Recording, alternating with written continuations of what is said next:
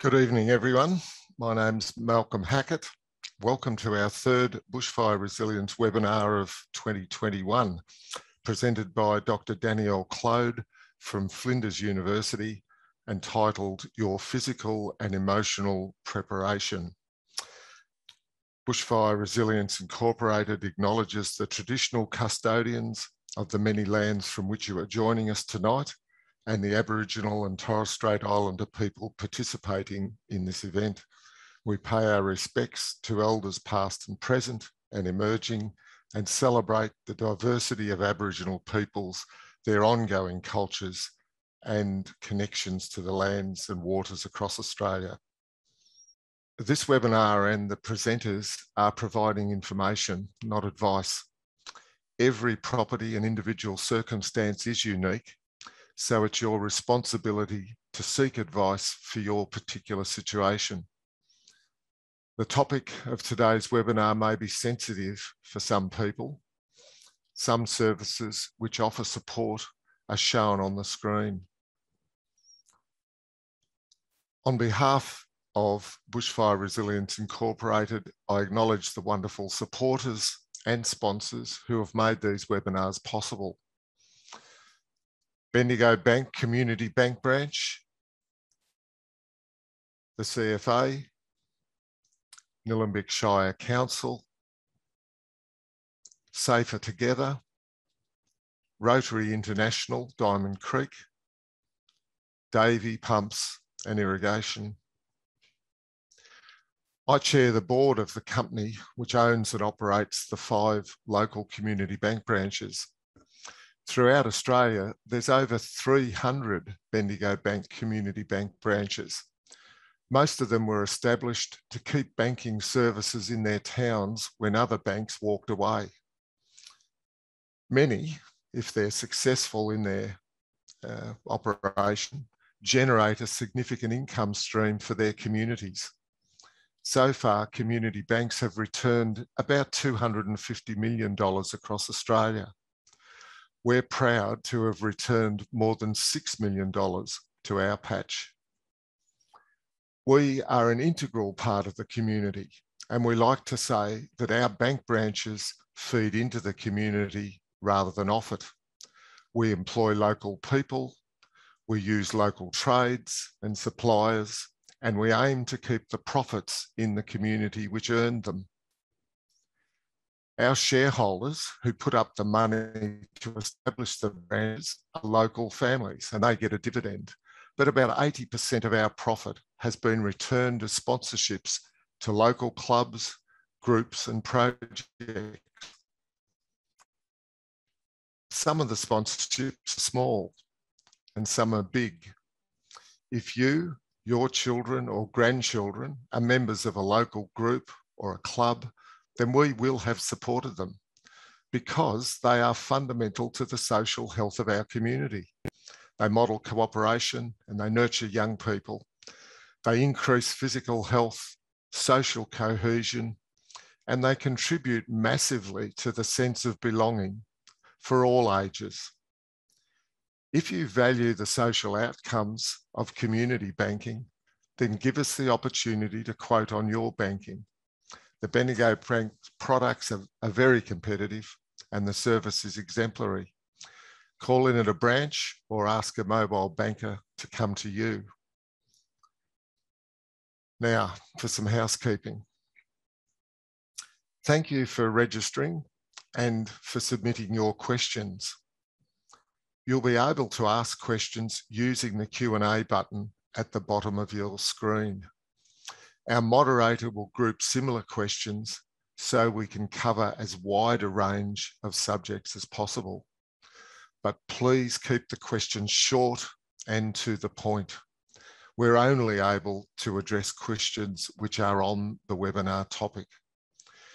You can see on your screen how to use the chat and other tools. Now, tonight's webinar will begin with Associate Professor Dr Danielle Clode from Flinders University. Danielle will examine the issues and what is known about human responses to bushfire threat. As a past resident of Nillumbik Shire during Black Saturday, Danielle has a knowledge of life in bushfire-prone areas, and more recently, she experienced the threat of fire while defending her home in Adelaide Hills. After Danielle's presentation, Dr Rob Gordon OAM and Adjunct Professor Jim McLennan from La Trobe University will discuss in panel format their responses to the issues raised by Danielle. Both have extensive experience in the bushfire disaster field, researching and documenting events, psychological responses and behaviour. So, over to you, Danielle. Thank you, Malcolm. It's lovely to be here. And I hope this introduction provides a bit of background for psychological and emotional preparation of bushfires and a good starting point for the discussion afterwards with Rob and Jim. So I'm just going to start by sharing my screen. So hopefully you can all see my opening slide now. Yep. Yes, excellent. All right, so we'll get started. I want to start a little bit before psychological emotional preparation for bushfires and talk a little bit about what's required to get to that point of being ready to psychologically prepare for bushfires. Indeed, just what's required to prepare for bushfires, to be ready to think about that, which is actually a really major step, because I'm sure, as most of you know, there's an awful lot of people who haven't reached that stage yet. The people listening to the seminar are probably not amongst them.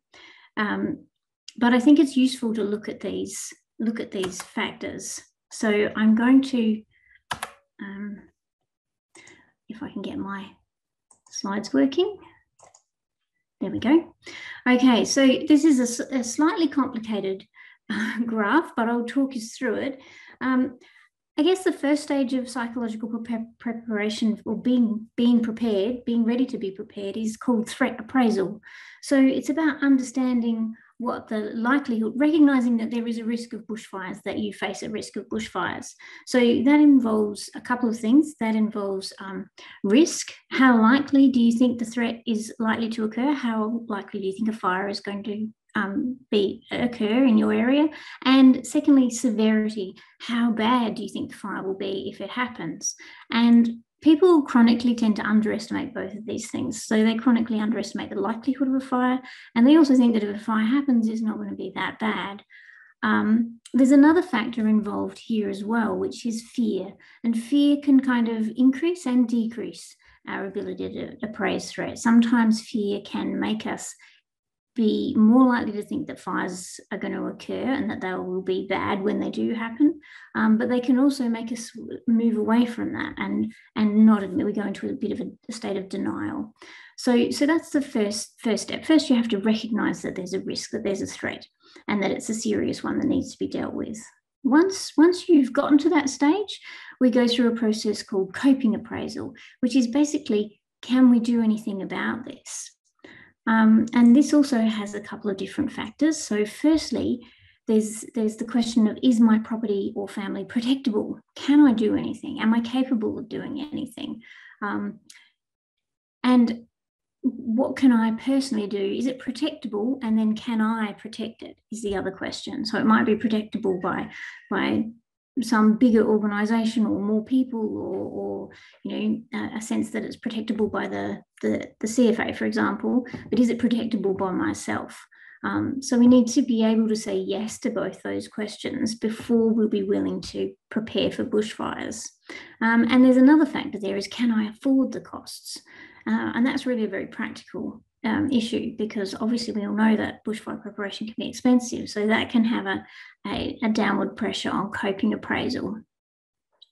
Once people have come to the position that they are able to, that they do face a threat, that they are able to do something about it, that they can afford to do something about it and know how to go about doing it, then they're actually ready to move into protective behaviours. So all of these things are psychological factors that build into our willingness to be prepared. There's another factor there, you'll see at the top, there's the green arrow pointing down, which is actually public protection. So that's a sense that someone else is going to look after this problem. And this is where we have This is the kind of issue that manifests when people expect a CFA or a truck to come and save them in a fire. So if you have an overconfidence in an official capacity to save you from a problem, people will tend not to prepare for the fires themselves. So it's important to balance that out. So there's a bit of an issue there with making sure people don't think that, you know, the CFA is important, but you also can't rely on it. So to be there in every situation, there's not enough resources to protect everybody all the time. So there's a couple of different factors there. So we've got a lot of different levels to get through before people are ready to be prepared. So the issue of threat appraisal is really interesting because it's obviously based on a number of different things, how risky we think fires are.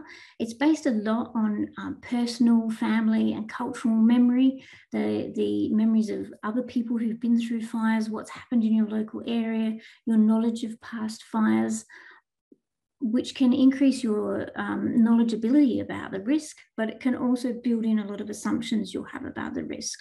So we then carry with us assumptions that future fires are going to be the same as past fires, or that lack of past fires will mean there'll be a lack of future fires.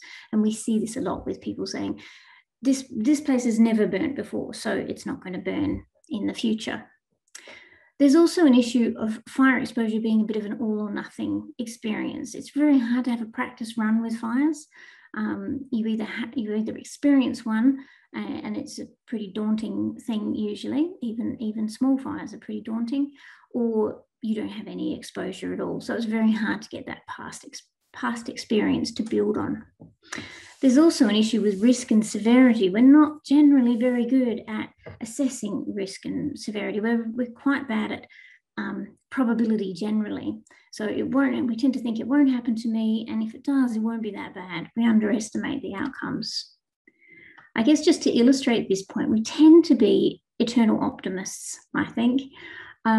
If I can just let you think about this, how many of you have bought a lottery ticket? I'm sure a lot of us have at some point in the past. And I want you to think about what the chances are of winning if you happen to get a lottery ticket with these numbers that came up. Now, I'm sure most of you would look at a lottery ticket and think, yes, I've got a chance of winning this. If you got a lottery ticket with the numbers 1, 2, 3, 4, 5, 6, 7, and 8, you'd probably go, no way, there's no chance of winning that. But of course, those numbers are just as likely to come up as any other random set of numbers. So you are just as likely to win with that set of numbers as any other. And in actual fact, the chances of you winning the lottery, I'm told, is actually the same as you dying before the lottery is drawn. So that gives you an idea of how rare it is. And yet we still buy lottery tickets. Just as another example of our poor risk assessment or probabilities, think about how good you are at driving. So I want you to tell me whether, or to tell me virtually, whether you're an above average driver, an average driver, or a below average driver. And I've done this a lot in sessions, live sessions, and I know what the answers are going to be. So I'm just going to tell you those. In the past, I have found that about 75% of people will say they're above average drivers, 20% will say they're average, and about 5% will say they're below average, which of course can't be true. So it's just an illustration about how people are quite poor at assessing risk and assessing probabilities. And we tend to be very optimistic, which is probably a good way to be for life generally. But I guess we really need to be, like my grandmother always said, you need to hope for the best and prepare for the worst. So moving on to our fire issues, you'll all know that we have a basic decision to make with bushfires, which is whether to leave early or stay and defend. And that is a really big issue in bushfire safety. And of course, the official line is that everybody should leave early. That's the safest option. But there's a lot of complications around that, and it's not always the easiest decision to make. And of course, if you do stay and defend, you really have to prepare as if your life depends upon it, because it does. So I want to explore some of those complexities around staying or leaving. One model that I find really helpful in getting people to think about why they make the decisions they do and what makes them choose to think they're going to leave early or whether they think they might stay and defend, is about whether we think there's a risk to life or a risk to property. So very often when people are predominantly thinking about a risk to property, they will decide they want to stay and defend. This also tends to be when people will think about the wait and see option, which is not a strategy that's very good at all. But the issue is that our sense of risk can change during a fire. So we might, in the early stages of a fire, we might think there's a risk to property, but as the fire gets closer, as we see the flames, as we realise that the flames are higher than the trees on the adjoining property, we suddenly realise actually this is a risk to life, and our strategy changes. We suddenly think we have to get out of here, we have to leave. So that switching of strategies is really important to consider beforehand. You know, are you really prepared to stay and defend a property if you think there could be a risk to your life personally? And trying to understand that is a really important factor, because that perceived risk really influences how we think about fires. Just to try and think about how, well, I want you to think about how you might react on receiving a warning that your home is threatened by an approaching bushfire. And I'm going to ask you to fill in a poll. I know some of you have probably already done this, but I want you to answer this question in the context of you've received a warning that your home is threatened by bushfires. And I'd like you to click on the options whether you have done any preparation emotionally and psychologically for a fire at all, a very little, some preparation, a fair amount, or quite a lot. And we'll just let this fill in. You're all being super fast at filling this in. I think you must have done it before. That's excellent, thank you. And we'll discuss this a little bit further at the end of the session and see what you said. Because I guess the issue of preparation is really tricky. I personally find there's a lot involved, and it's always surprising how much more there is to do. I guess the same as physical preparation, there's always a lot to do there too. So you do have to just keep working at it all the time. But it's useful for us to see where you're all sitting at the moment and how much you feel you've done. So I haven't really done many polls before, so I'm not quite sure how long this is going to go for and whether this is finished. Yeah, it's finished now. It's finished. Great. Okay, thank you, Ron. All right, so we'll move on to the next slide. All right, so I want to try and, I can't put you in the situation of thinking that you've got a fire approaching, so I'm going to give you a different scenario to work with, something that you're equally, I think, well, actually less prepared for. And we'll talk about how you might respond to that situation. So I want you to imagine that you're going around the back of your house, walking into your backyard, place you're very familiar with, you know everything that's there, how it should work, what's around the corner, and all of a sudden you see something completely unexpected. And it's this. Now, I want you to think about how you're going to respond to this, having a fully grown male aggressive lion in your backyard. Most of us are not going to know what to do unless you happen to have been brought up in the country in South Africa, or you happen to be a zookeeper or a circus tamer. Most of us do not have a plan for what to do if we have to encounter a large predator. I guess we have a number of different responses. Most of us would probably initially freeze. That's a fairly standard response to which is often about seeking information. We're sort of, our brains just going, what on earth is going on? What's happening here? I need more information, trying to assess what's going on. Another very common response is to think it's a joke, immediately look around and go, well, who's playing a game here? Is this a mock-up? Is this a dog dressed up? What's going on? This can't possibly be real. And that's actually a surprisingly normal response. It's normalizing and trying to come up with something that you're familiar with, some simple explanation for what's going on. And then there are a whole heap of other responses like running away, which is a fairly sensible thing. But I want to think about exactly what's happening in your brain when you're doing this, when you're exposed to this completely unprepared situation, for which you have no preparation whatsoever. And to do that, I want to talk about our brains a little bit.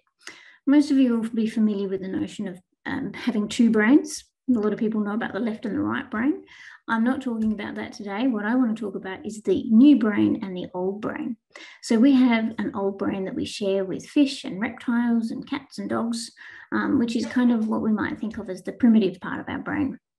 And it basically regulates emotion. It acts on instinct. So it's a very automated system.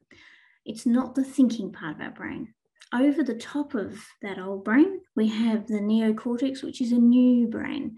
It's kind of an advanced version, and it does a lot of the same things as the old brain, but it does them in a very different way. So it does them in a very thinking, cognitive way. It's the executive control center. And these two parts of the brain operate together. So we have the emotional brain that's influencing what we think about, and then we've got the thinking part of the brain that's overlaying rationality over the top of these underlying emotions. And that's really important in a bushfire situation. So in a bushfire situation where we have where we have done no planning for a fire, you first of all receive an abstract threat. That might be a bushfire warning over the radio, a public announcement, might even be smoke in the distance, you know, a plume of smoke coming up on the horizon, somebody telling you there's a fire. Typically, for example, in a structure fire, it would be a fire alarm going off. Now, the conscious response to that is often to normalize the situation, to say, oh, that's just the fire alarm. It always goes off. That's not important. Or, that smoke, it's in the Black Saturday fires, people will commonly say, oh, that's just a burn off that's going on. You know, it's the smoke from the burn off that was happening a few days ago. So those are sort of normalizing situations, or it's, you know, the neighbor doing something. It's not anything to worry about. And then you see a direct threat. So the flames arrive. And this elicits a different response. A direct threat to life elicits a subconscious response from the old brain. So the new brain is trying to come up with a rational explanation for what's going on, something that makes sense to it within the schema of what it knows about. The old brain doesn't react like that. The old brain just elicits instinctive responses, and that's where we tend to get fear, where we get flight, the instinct to run away, in some instances fight or freeze. And another one that is an idea Jim mentioned to me earlier, which is fuss, which is to run around in a state of some disorganization, trying to do something that's not quite working.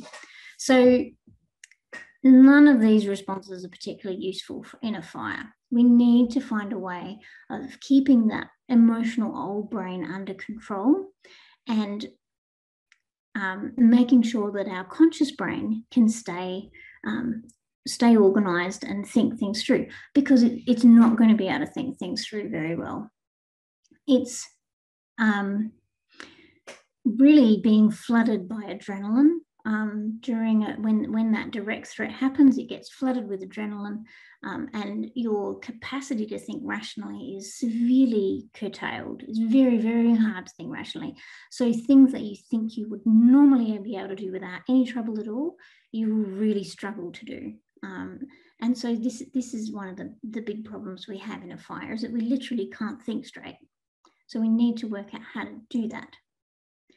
So here's another common scenario I want you to think about. Actually, normally this is a common scenario. At the moment, it's not as common anymore. But nonetheless, I think you're familiar enough with it.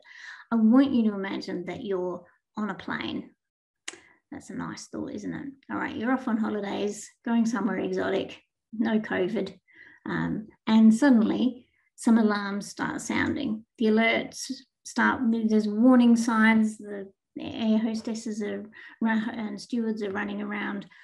There's clearly something going on, and there's an emergency situation. The plane's starting to head down.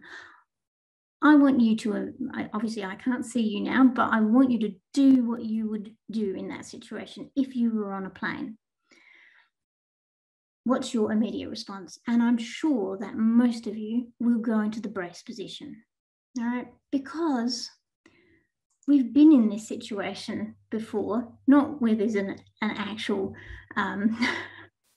hopefully not where there's a plane crash. I hope none of you have actually been in a plane crash, but every time you get on a plane, you are told about the brace position and you are asked to do it. You're instructed on it. They give you this training every single time you get on a plane. And the reason for that is to make sure in the unlikely event of a plane crash, you are prepared and you know what you have to do. You have to go into the brace position. You have to leave, if you land, you have to take your shoes off, leave your personal belongings behind and get down the chute. So that kind of repetition, which they do every single time you get on a plane, is really, really important. And that's why they do it, so that you are prepared. And this is also why firefighters do regular training every week. It's to prepare themselves and embed their knowledge, physically embed their knowledge, so that you're doing these things automatically. You don't have to rely on your clever brain to think out what you have to do. You're just ready to go. You know automatically what comes next. So training your brain and your body is really important. You need to embed that knowledge into your physical practices. So without preparation, we talked about these abstract threats, the tendency where our smart brain normalizes and ignores things or denies that they're a risk, and your subconscious brain, your old brain, sends you into freezing or fleeing or fussing, running around in circles. With preparation, with the practice response, we have a very different response to the situation. So what happens here is, when we perceive an abstract threat, we recognize what that is and we recognize it as a trigger. And we know that we have to enact a plan. And we have that practice plan as a response. So if you've done the practice for your fire response, you've run through the different scenarios, you have lots of different processes and understandings of the complexities that could happen. What happens if you can't get the fire hoses out? What happens if you can't do this? What happens if you can't leave early when you thought you could? What happens if, there's a problem with the car? All of the complexities that can occur in a fire situation, you'll have a much better chance of getting on top of them, because you're keeping that panicky old brain, the instinctive old brain, under control. You're keeping your conscious brain a little bit more in control, but more importantly, you're not putting too much pressure on that conscious brain. You've got the plan in place. When you see the line in your backyard, you know what you have to do, rather than having no clue. And that allows you to then implement your plans much more successfully. So the better trained you are, and the more training you've done, and the more scenarios you've run through, then the better you will be able to implement those plans safely and successfully. And this training does work. We know from a lot of the community fireguard groups after Black Saturday that training and practice and preparation was super important for people's ability to stay safe during fires, whether they left early, whether they stayed and defended, whether they prepared their properties. And, this I think is a really good quote. What we learned from our CFG meeting saved our lives because we were prepared, knew what to expect in terms of fire behaviour, and did not panic.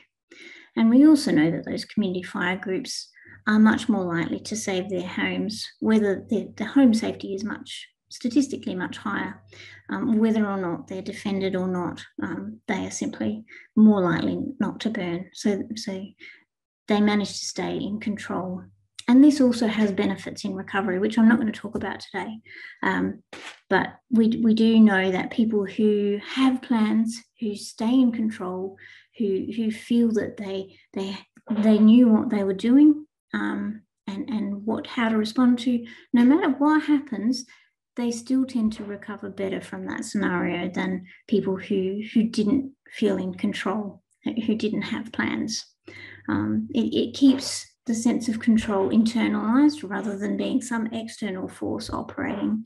So it does seem to reduce the trauma, and perhaps Rob could talk more about that in a little while. Okay, so I think Rowan was going to show us the results for the poll that you did at the beginning. So you can now see the results of the poll, and we can see that most of you, 39%, have done some preparation, and probably a little bit more towards the more preparation than not, which is a good thing.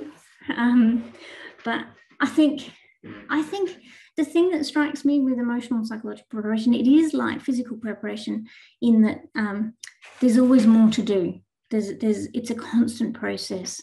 And I'm always surprised, having been actively preparing for fires for the last 20 years, how every year there's something more I can do and something more I can learn.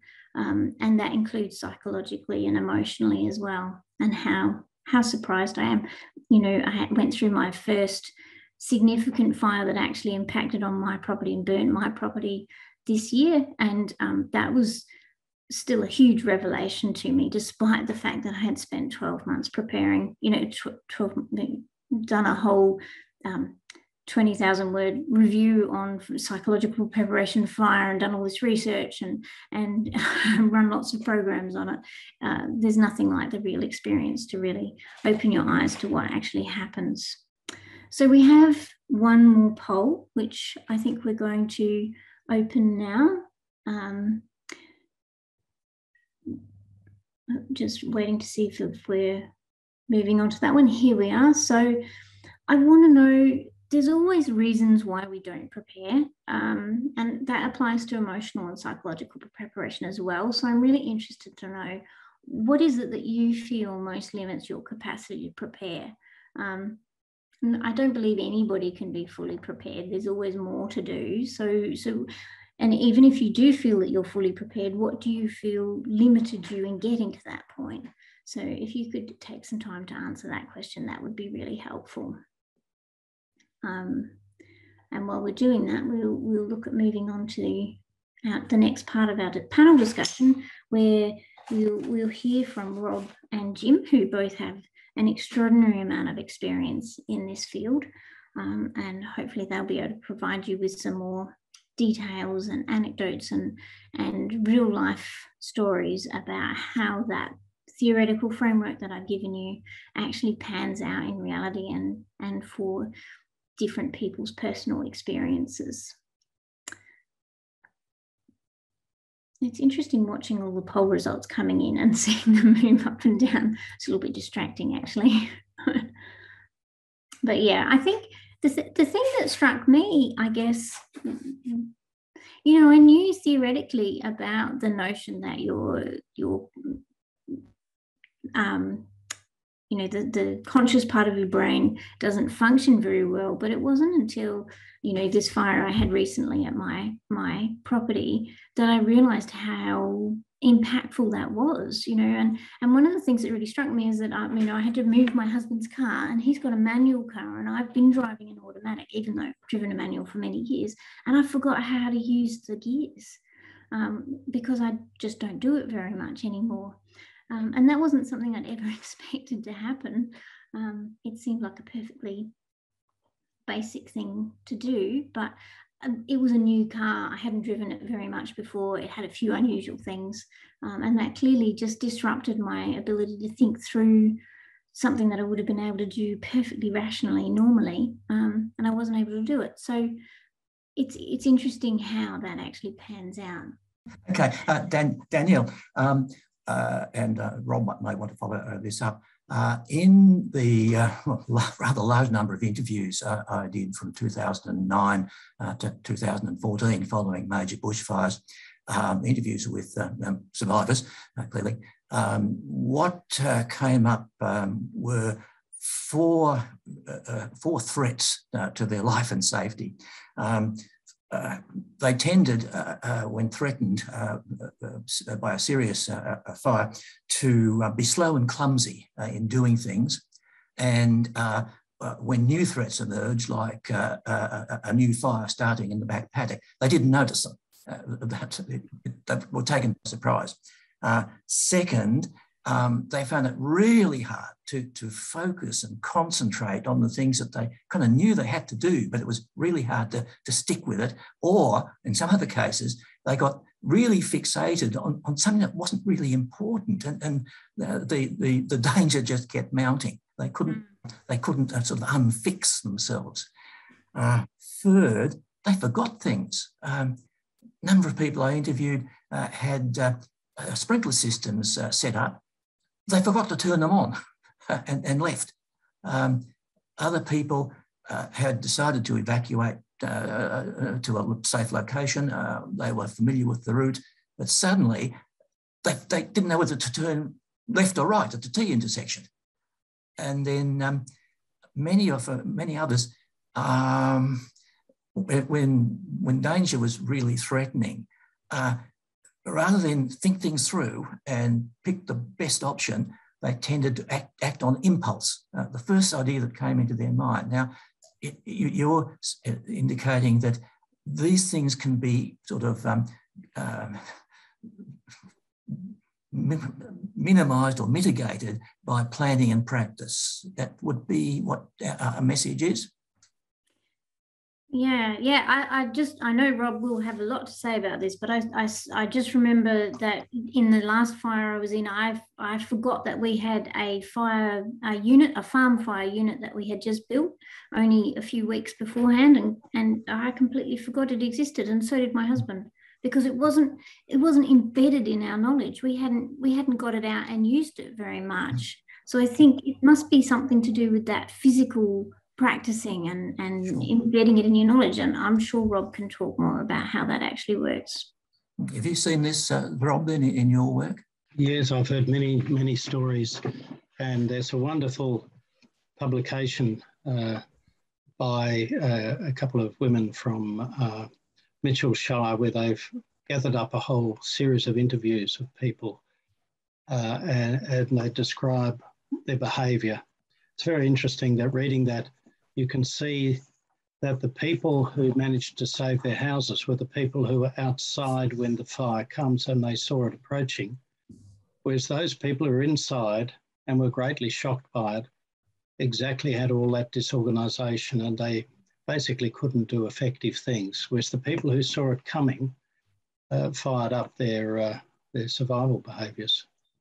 But I think one way to think about these things is to, going back to that picture of the brain, the outer neocortex, the later formed one, which is our rational conscious brain, is really the part we need to be in order to solve problems and to think things up and develop strategies and to actually process information.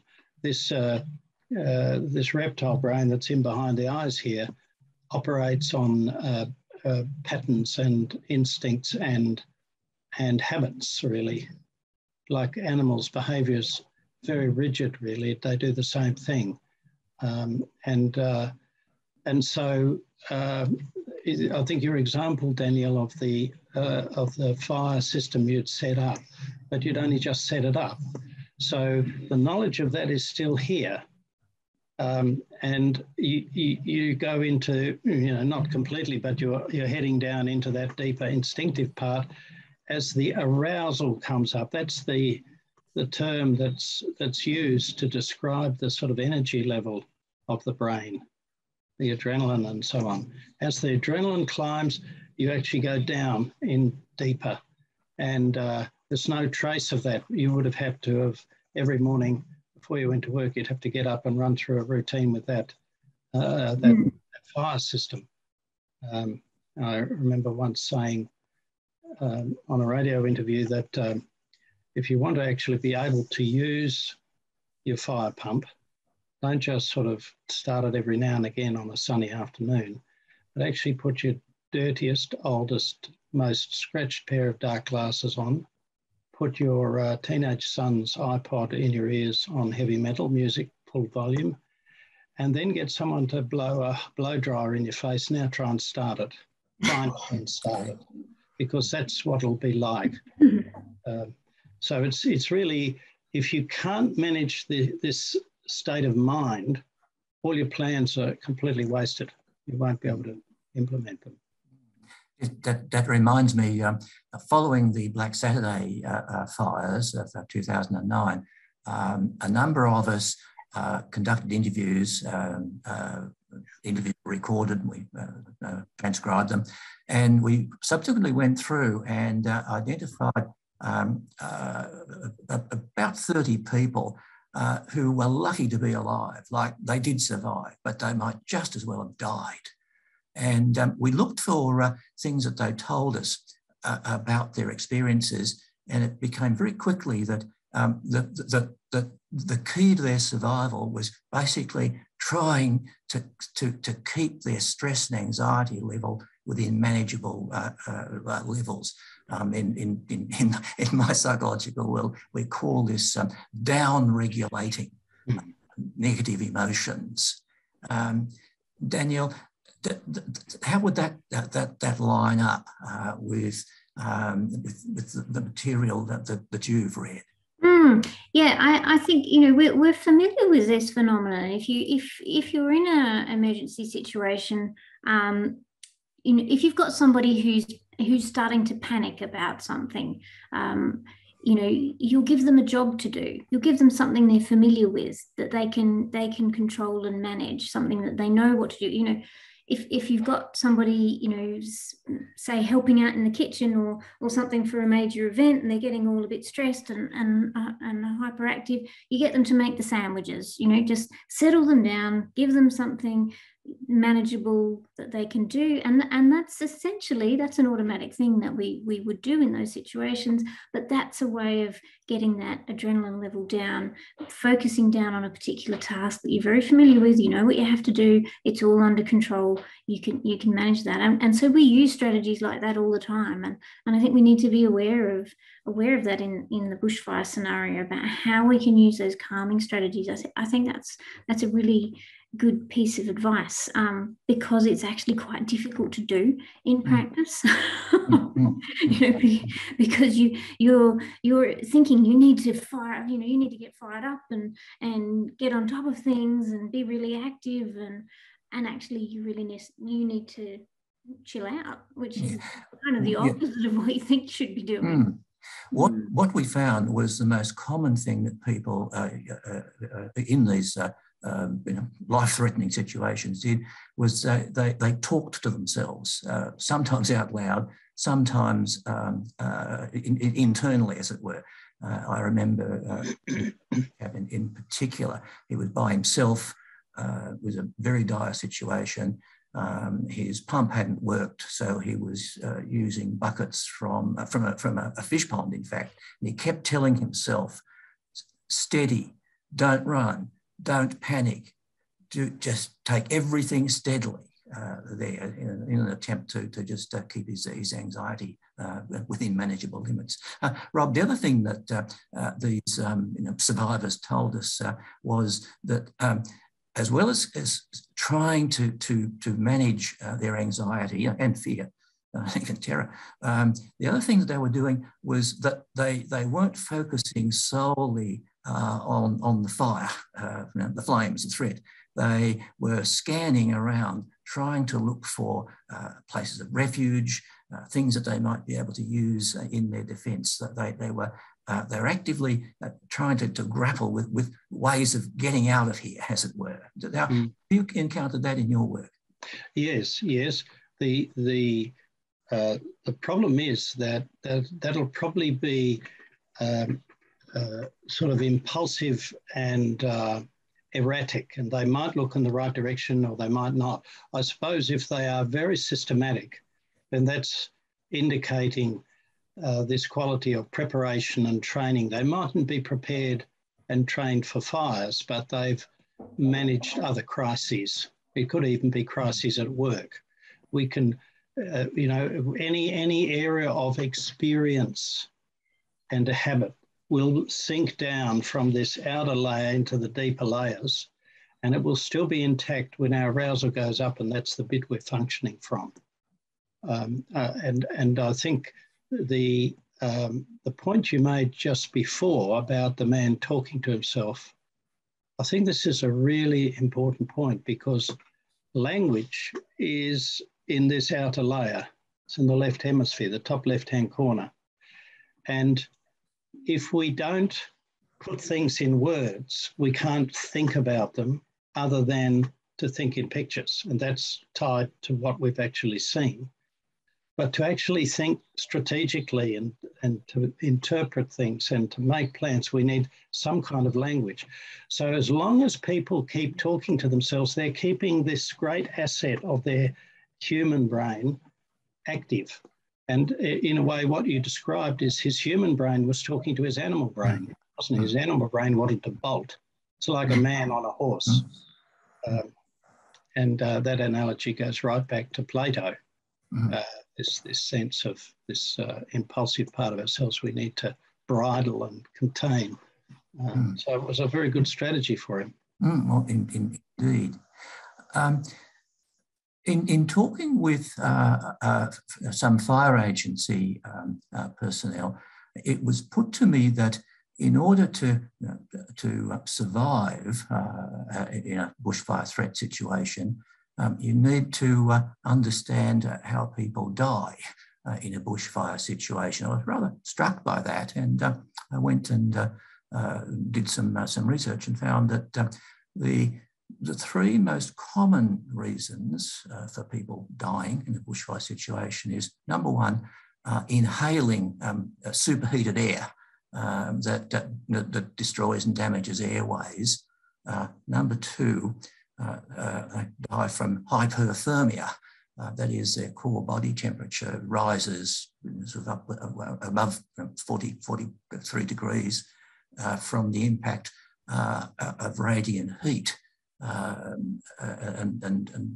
This effect can be at quite a distance from the flames, and after that comes deaths as a result of motor vehicle accidents, trying to flee the fire, often through smoke and flames and so on. Do you have a view on whether more emphasis should be paid to informing people about what actually is the danger or the dangers posed by bushfires?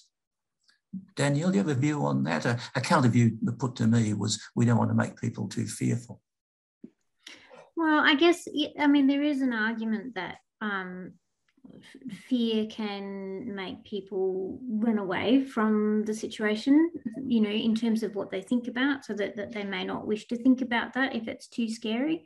But on the other hand, you also need people to understand how severe the risk is as well. So that's why on that diagram I showed at the start, fear is a sort of a sideways thing. You've got to manage fear in terms of, so you have to make people aware of the risks, but simultaneously make them aware of the things they can do to mitigate those risks. So you have to maintain the ability to cope and the ability to do something about it as you increase the recognition of the risks and the dangers. So we need to do both. I think it's a mistake to simply ramp up the fear.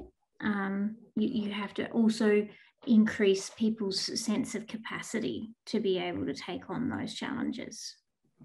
Now, Rob, did you? Yes, I agree exactly. If you're going to use fear as a motivator, it's got to activate protective behaviours. The protective behaviours have to be deeply embedded, because the fear will cause the high arousal and you'll be down in your reptile brain and you won't have any trace of things you've read or thought about.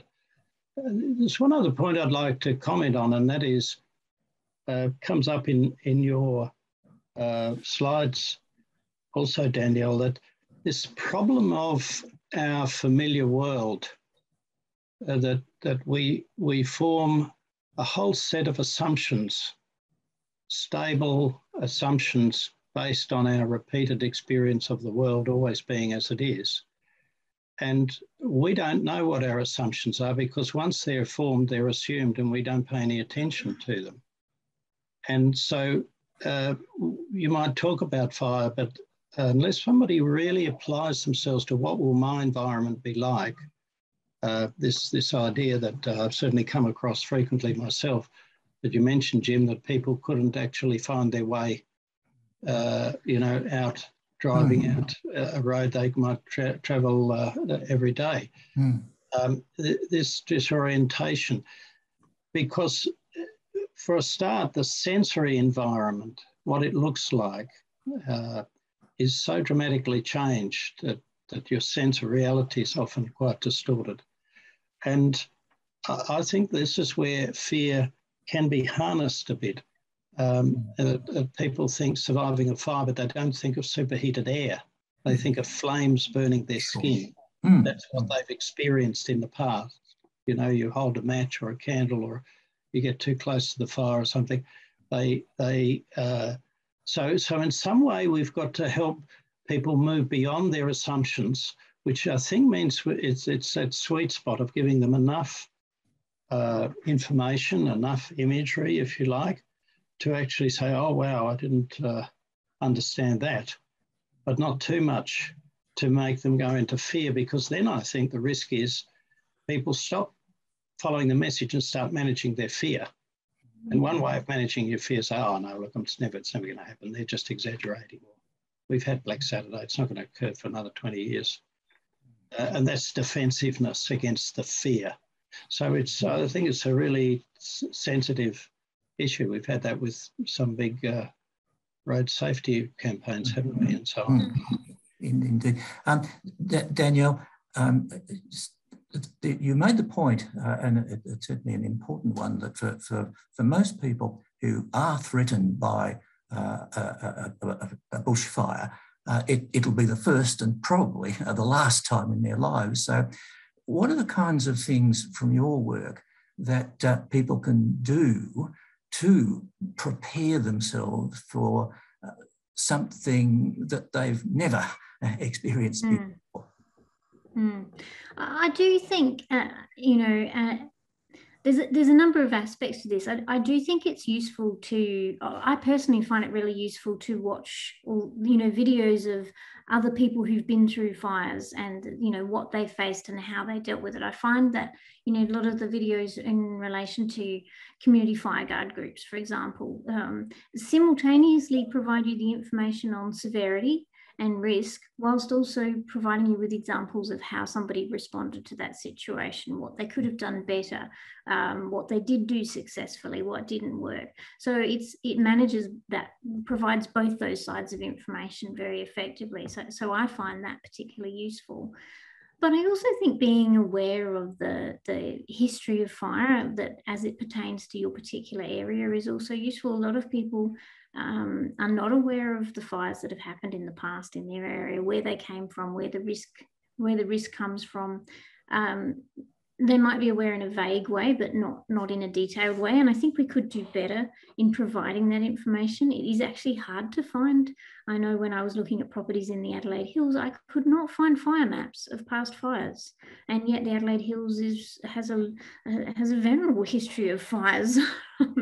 and yet I had to go and talk to people. And they said, oh, yes, we had a fire in this year and that year, and it burnt through this area and that area.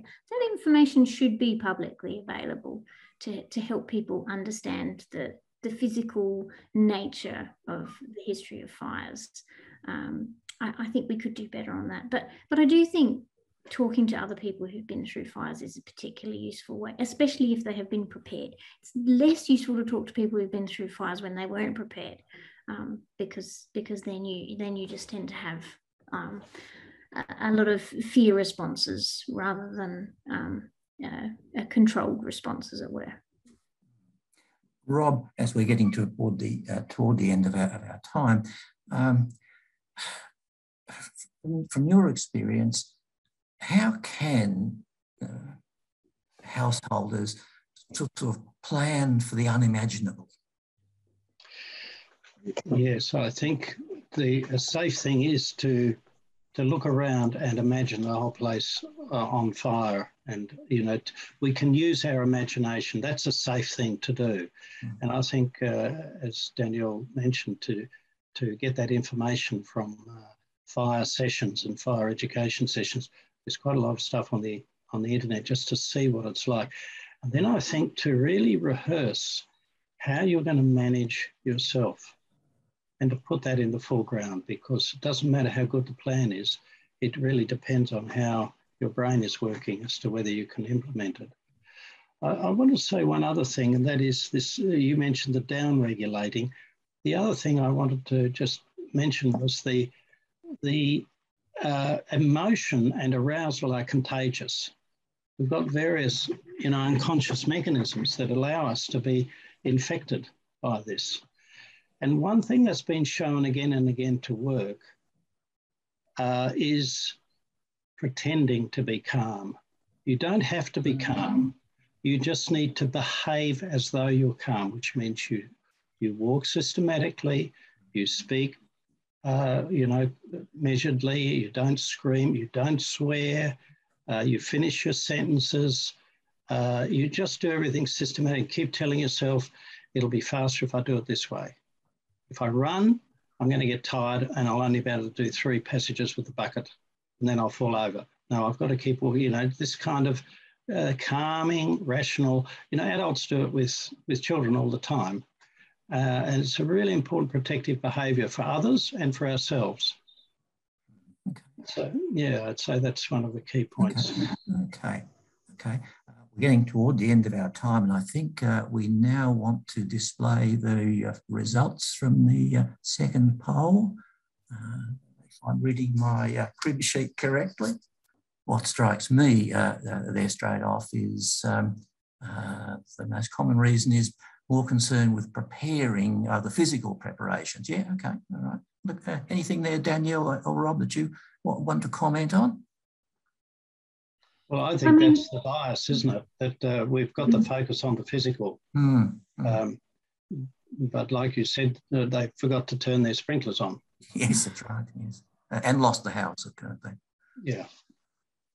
I guess the good thing is if you're, the focus on the physical, assuming that means practicing your plan, that is also feeding into your psychological preparation, in that if you're just focusing on putting new sprinklers up or getting new fire hoses, then that's a good thing to do, but it won't help you actually enact your plan. But if you're practicing using them, if you're practicing,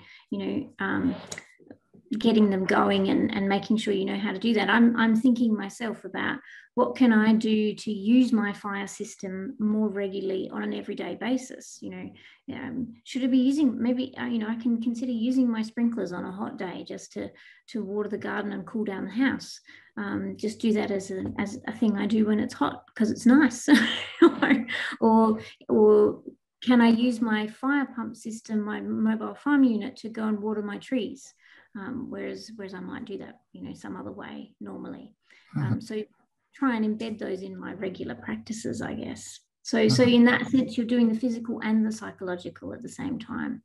But as Rob's pointed out, there are some aspects of psychological preparation that are very specific and need to be considered on their own merits. Okay. Rob, anything else that stands out for you? I think the people that say don't really know where to start. I think it's difficult to try and get to grips with something like this. And my response would be start anywhere. Yeah. Just start, and things will then work out. You work out, we're going to have to do this before that, and so on. And I think just start. Any preparation puts you a long way ahead of not having thought about it. Okay, I'm reminded of one of the many accounts of sayings of the Buddha, and one of them was that the longest journey starts with but a single step. That's right, yeah. Okay, I think we're now going to move into the Q&A chaired by Malcolm, but can I say, Danielle and Rob, I've known of you both and exchanged the odd word in the past, but I've really enjoyed hearing your views on these really important issues. So thank you. Tim. Yeah. Thank you, Tim. Over to you. Thank you all. That was really very interesting, and it certainly has served one of our purposes, which is to to tackle things that people don't generally talk about. And this certainly isn't a topic that that many of us will have heard about. We'll go into our questions. They're amassing. However, there was one I wanted to ask that came out of the poll results, and that's 25% of people believe they won't be staying if a fire comes. However, the research tells us that that often people stay longer than they meant to, and or the leaving can be dangerous. It would seem that you probably even have to practice your emotional response, even if you have that view that you're not going to be around. Danielle? Yeah, I would definitely say you have to be emotionally and psychologically prepared to leave too. that you know, to successfully leave is not as easy as people think. To make sure you've got what you need to go, that you're ready early enough, that you're actually making that decision safely. It can be impacted by any number of things. Family functions that you might have on that day, medical appointments, you know, pets, all sorts of things can interfere and change your plans. Somebody coming to visit, these sorts of things. So staying is not an easy decision either. It might, in actual fact, it's a really, really hard decision to leave, and to leave early enough. Sorry, I should have getting distracted by what I'm reading on the screen. So I think that you really need to think through how prepared you are to do that, and to practice that as well. I follow that up. The most recent post-bushfire interview studies that I did was in 2014, the Parkerville fire in the Perth Hills. And one of the things that struck me was the number of people who intended to leave. That was their plan. They thought they were prepared, both mentally and physically, but it took them forever to actually get to the stage of shutting the car door and turning the ignition key. Many of them found subsequently that that the route they were going to take had been blocked by advance of the fire. Several of them had to actually abandon the vehicle and walk to safety, pretty considerable risk.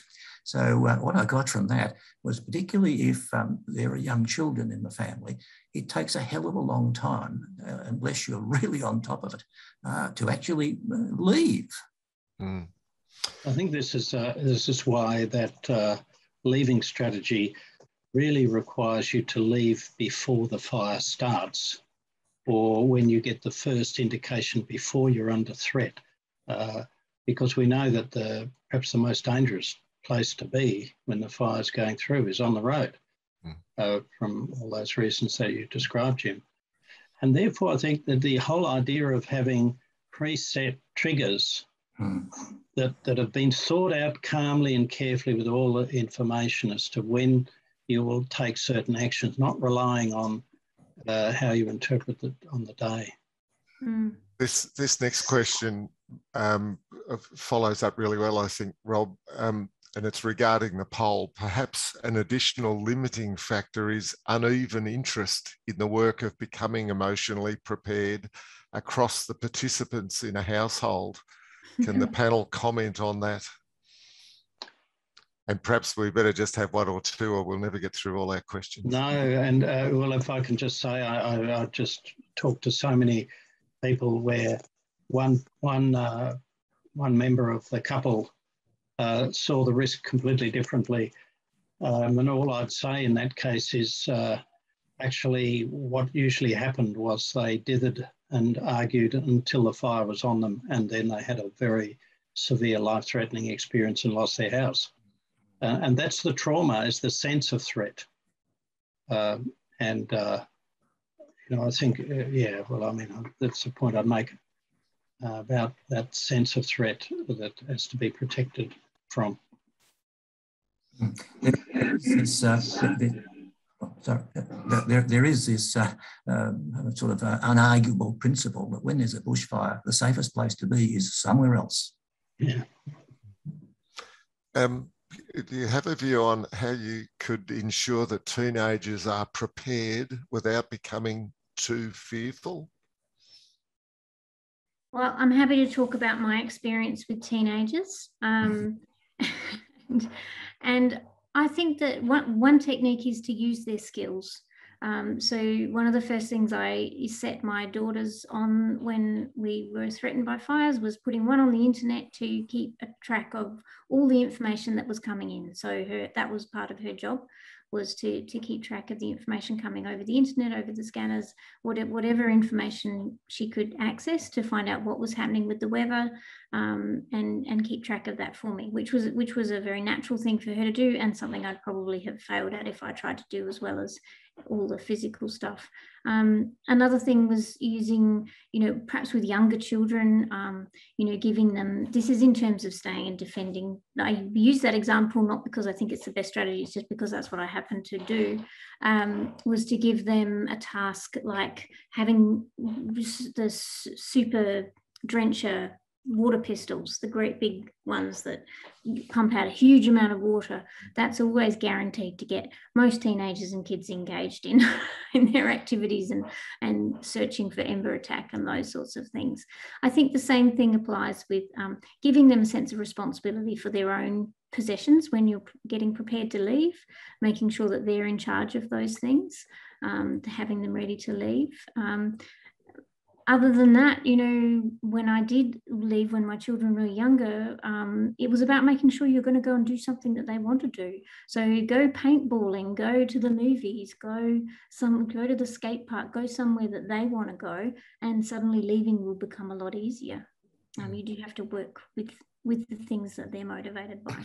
What about preparing teenagers, say before there's the threat of a fire, but you want to talk about what that threat might be without embedding, deep fears into them? I've got a few thoughts there, Malcolm. I think that we actually teach kids about a lot of things that they should be frightened of, like traffic and snakes and sharks and strangers and so on. But we do it in such a way as to pair it with behaviours that will protect them. So they know what to do to avoid snakes and sharks. And I think it's the same with fire. We don't want to say that it's not dangerous or even potentially lethal, but we want to say, we're going to tell you what to do to keep yourself safe.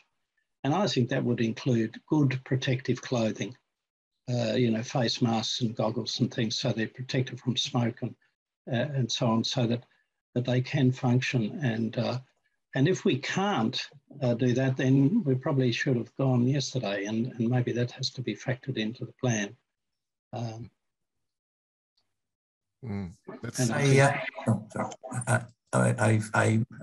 family that I know had an interesting approach. What they used to do every now and then was play what they called the pre-mortem game. Now, you know about post-mortems. So after somebody's died, then the coroner finds out, sort of what went wrong. Well, the pre-mortem is to try and think of all things that could possibly go wrong, and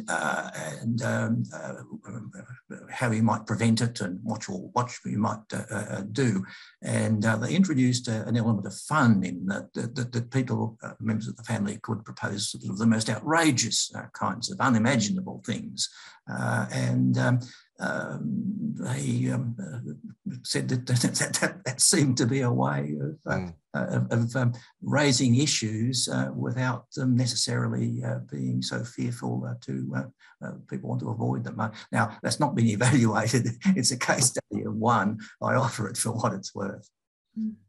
This next question, I think a lot of people watching would be hoping that this webinar was going to deliver this, but is there a practical set of steps that we can practice to particularly strengthen our emotional preparedness for a fire? Now, this person is remembering the shock and disbelief of the faces of those in Malakuta when they realised the only way to save themselves was to go to the beach and then onto the water and boats and finally be rescued by the Navy. And the question is, how on earth do you prepare for something like that?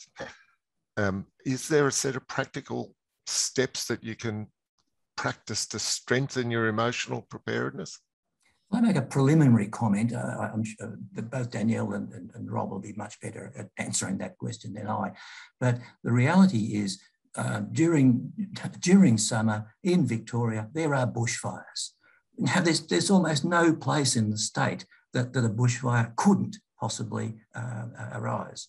So, particularly if you're going on a vacation or something like that, just factor in the fact that there might be a bushfire. It's not very likely, but if it happens, it's going to be bloody serious. So talk about it.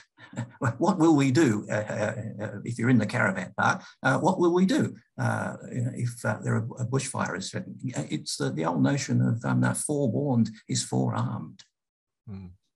Yeah, I think that's a very good example, Malcolm, because the Premier and the Emergency Service Commissioner and various other people said in several days before, they said, get out of Gippsland. If you don't live there, get out. It's going to be the worst day ever. And it exactly was. But, I've worked with a number of people who were holiday makers. One person who's been holidaying in Malakuta for 30 years. There's never been a fire in the summer when he's been there. And he couldn't make it real. He had never thought about it. He'd never considered. So he was one of those people that felt very traumatized. Now, I think exactly what Jim says. We've just got to embed fire in our consciousness, like we presumably most people have embedded snakes. They don't go running around in long grass with bare feet in the middle of summer. So in the same way, I think they should be thinking about and listening and hearing what the Premier's saying, taking it seriously. So recognising that there could be a fire is one way of preparing yourself. What other sorts of things, Danielle, do you think?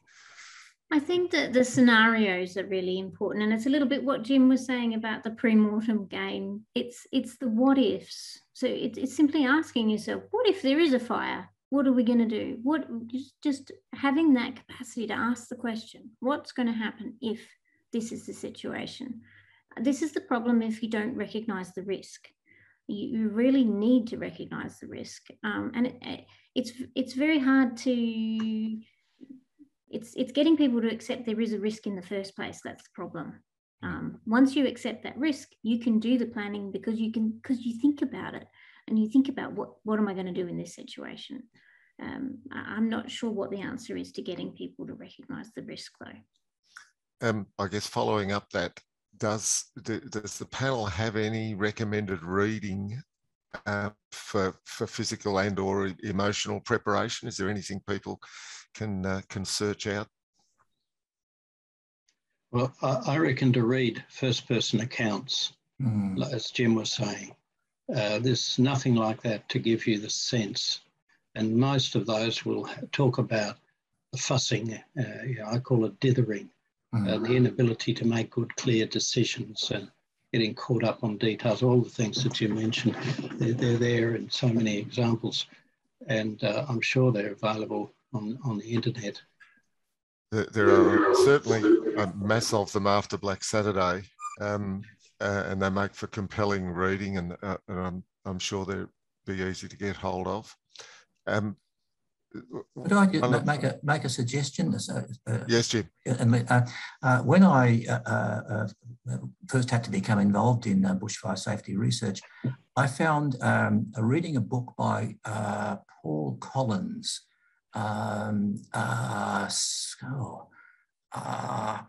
called Fire, A History of Fire in the Australian Landscape, I think.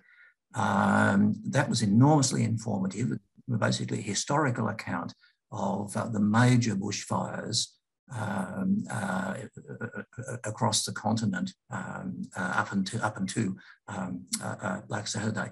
Now that might help somewhat with the point that Danielle has made about just getting a better understanding of how fires occur, what it's like, the devastating consequences. It's factual. It's not of itself to do with being psychologically prepared. But I come back to this basic point of to be forewarned is to be forearmed.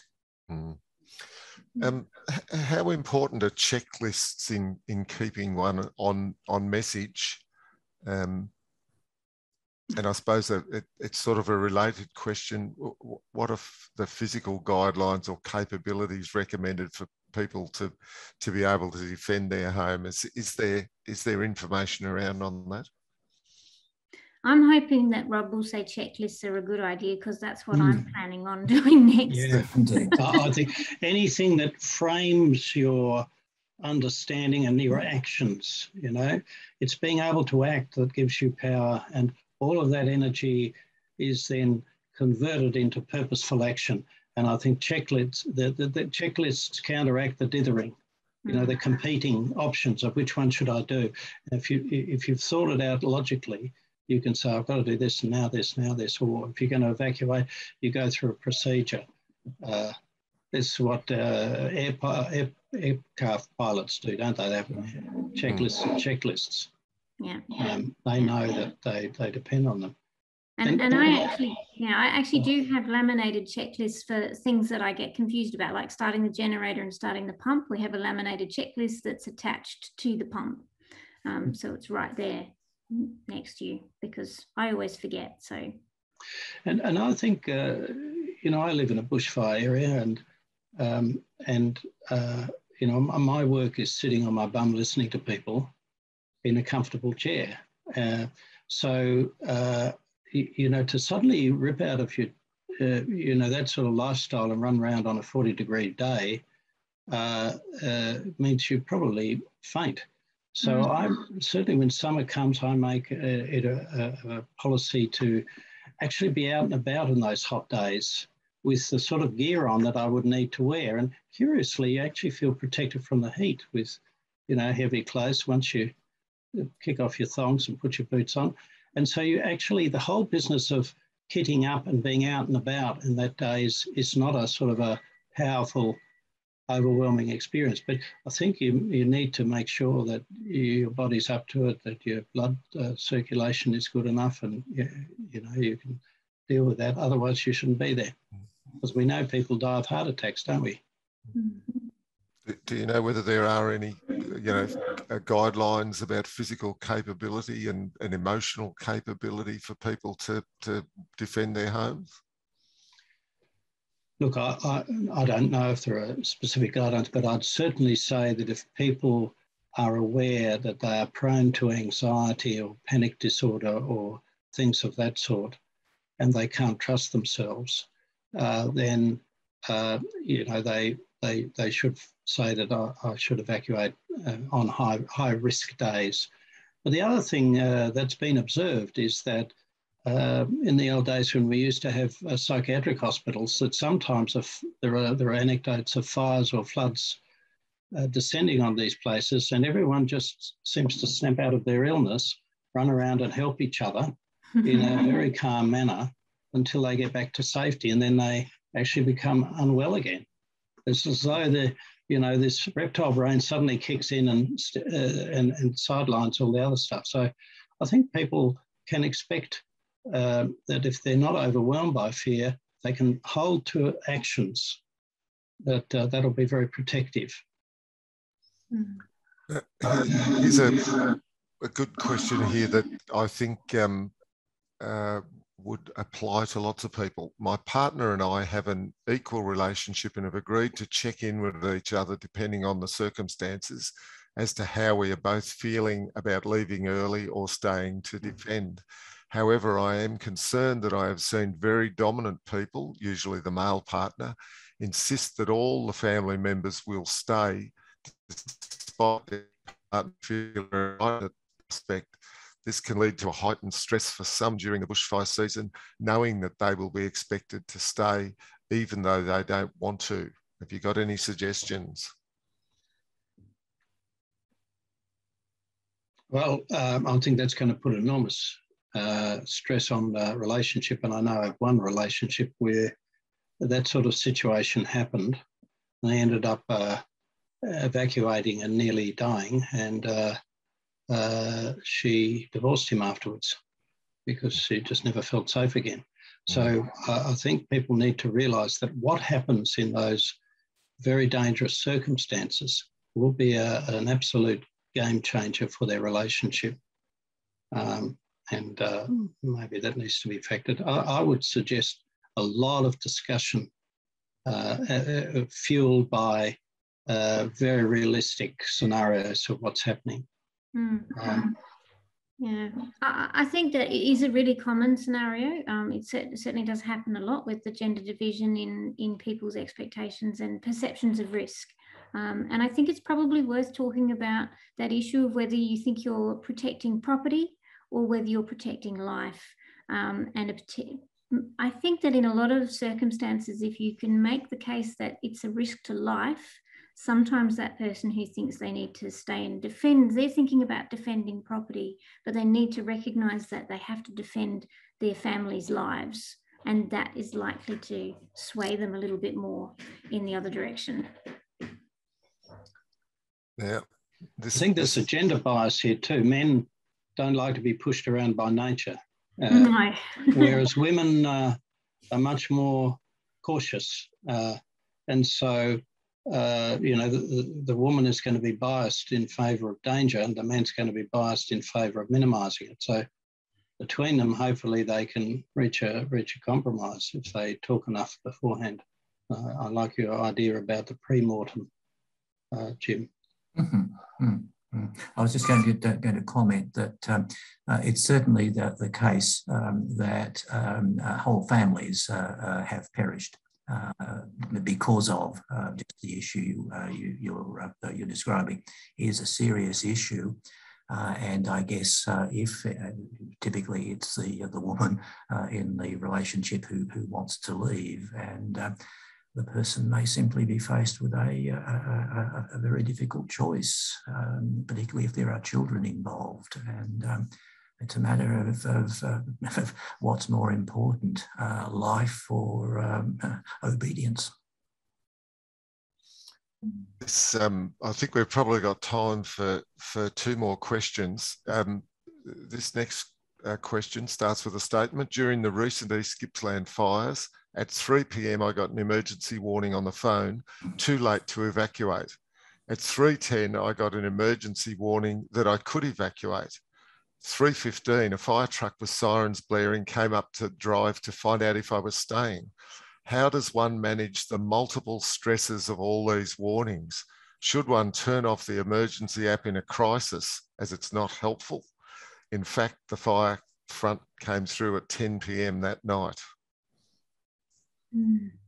I do wonder in this scenario about the issue of waiting to hear what someone else tells you to do, looking for external source of advice on what you should do. And I think people are far too dependent on that. Those warnings are information. They shouldn't be telling you what to do. They're just giving you information on risk, and you need to make the decision of what to do. And if you're making that decision, then all of that extra information is merely material for you to utilise and process, not material you think you have to act on immediately. There was so much anger in East Gippsland at the inaccuracy, and the same in Black Saturday, and the inaccuracy of warnings. And of course we can encourage the authorities to do better, but I think it's very important that we don't assume that we've got a perfectly efficient warning system, because the circumstances in such huge fires, I think, completely overwhelm people or become quite unpredictable, particularly when these firestorms create their own weather patterns. Why should they be predictable, or why should the authorities have enough sensors or observers to actually know? I think it's really important we don't make an assumption that because there's a warning app, that it's actually accurate. It's, as you say, I think it's a good way to put it, Danielle, it's just information. Thanks, Rob. I think that's really important. This last question, it does lead into what our next webinar is about, but you might have some views that you want to express on it. Would it be possible to hear some more about recognition of decision points having been reached and acting on them, such as when to seek shelter or when to leave well before?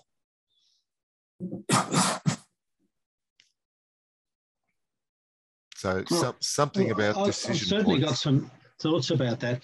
See, I think it comes back to the point I made about having decision points. And so, you know, I just can remember the fear that I felt on those days before Black Saturday, when we had, I think, 3 days in a row that were well over 40 and no wind at all. And then I thought to myself, if there were any fire now, it would be dangerous. But if there was wind, it would be catastrophic. And then, of course, 2 or 3 days later, we had Black Saturday. So I think you could have predicted that. So I think if you're not prepared to fight a fire, then you don't want to be at home on that day and leave in the morning when it's still cool. And I think the other thing to do is to really think carefully about where is the fire likely to come from? What are the roads? What's the evacuation points? And to sort of, this would be part of the sort of filling out the checklists. Things like which direction is the wind going from? If we were to get caught, how would we get out? And so on. And I think that would help people to make decisions. And you'd have to know that if the wind's coming this way, if the fire gets to this point, and it should be a long way away, then our evacuation route is going to be in danger. So we need to leave well before that, and so on. It gets complicated, but I think it's the only way to feel prepared. I think this clearly leads into the point made earlier by Danielle. There's a need for an active mindset. It's important to assess your risk, decide what's safe for you and your family and your circumstances, and then make a plan. What's the worst situation is to be passive and expect that someone will take care of you. Someone will be looking after you and telling you what to do. It's just not like that. It would be pleasant if it was.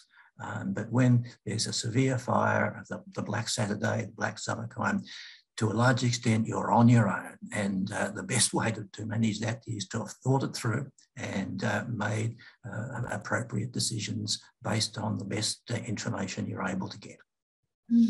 Thank you. Look, we better finish up there. Could I thank you all very much for providing us with your experience and reflections and your knowledge of the area. The presentation was wonderful, Danielle, and the discussion has been terrific. I've got 2 books for people if they want to find some real life accounts. One of them, which I've read, and it is gripping, which Nick and Grace have told us about, is Kinglake 350, written by Adrian Hyland. And the other one is a series of accounts from the St Andrews, Strathewen, Arthurs Creek area, written by Jim Usher, called Footsteps in the Ash. And both of those will give people a sense of what it's like. Now, for our participants, when you leave the webinar, you'll receive a short questionnaire, and this is designed to help us to improve what we're doing. And if you were able to respond promptly, that would help us enormously. I'd also like to thank the members of Bushfire Resilience Incorporated and the porters who've helped us with this webinar series. And special thanks to the CFA for access to the webinar platform and the technical assistance of Rowan Thornton, who makes this all happen for us. I'd like to thank our sponsors, Nillumbik Shire Council, Safer Together, Diamond Creek Rotary, Davey Pumps and water equipment, and of course the community banks. Can I point out that if you are a local community bank customer, then it's your banking which actually makes this and the other community sponsorships possible. And if you're not a customer, call in at one of our 5 branches and have a chat to people about how you can bank local. We had about 171 participants tonight, many others, of course, registered. Our next webinar will be at 7:30 on Wednesday, the 1st of September, and it will explore the triggers to take action. And this session is going to examine what we know about the timing of decisions before, during, and after a fire event. And once again, we have a presenter and panel of highly respected experts in their field. So please join us again and tell all your friends to register as well. Thank you all and good night.